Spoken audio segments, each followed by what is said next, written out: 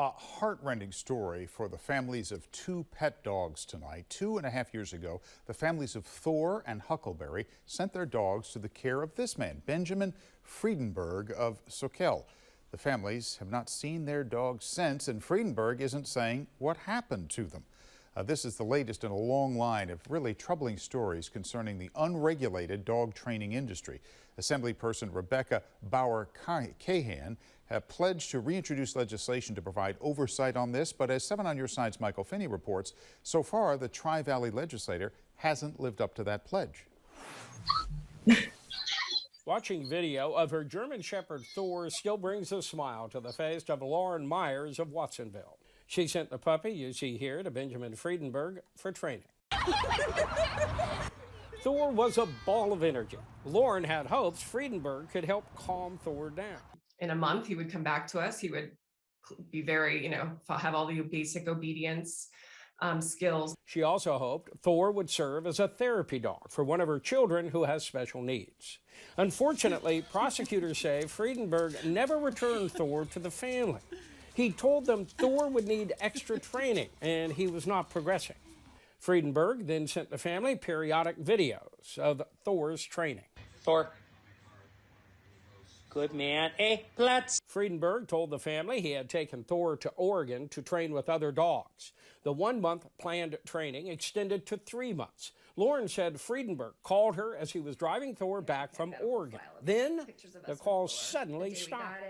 Lauren's family became suspicious and asked police to check on Thor's welfare. In the course of their investigation, deputies say they learned that Friedenberg also took this Catahoula leopard dog named Huckleberry into his care and also did not return him.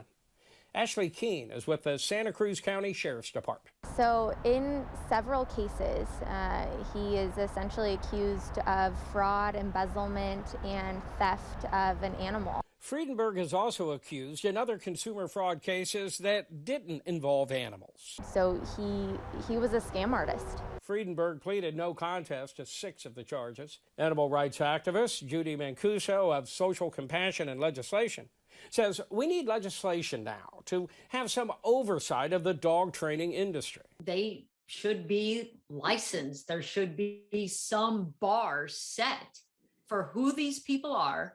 Are they trained properly or not?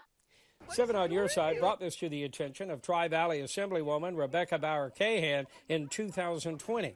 She introduced legislation right before the pandemic that would have mandated oversight by animal control officers of dog trainers. This is what she said then. I want to thank Michael Finney and 7 on Your Side for bringing this issue to us. It's a critical issue in the protection of animals in California.